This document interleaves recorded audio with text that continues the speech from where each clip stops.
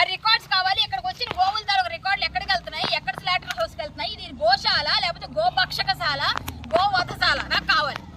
నేను హైదరాబాద్ నుంచి గోవులు ముందు కూడా నేను ఆపరేట్ చేసి పంపిస్తున్నా ఇక్కడికి. లాస్ట్ మంత్ పంపించి నువ్వు పంపించలేదు. మళ్ళీ ఇక్కడ ఏమైంది? నేను ధర్నా చేస్తానంటే ఏంటి ధర్నా చేస్తాను? మరి ఇదేంటిది? ఇది డమ్మీ అయితే ఎందుకు ఎవరు తెచ్చారు పోలీసులు? పోలీసులు ఎక్కడికి ఎందుకు పంపించారు?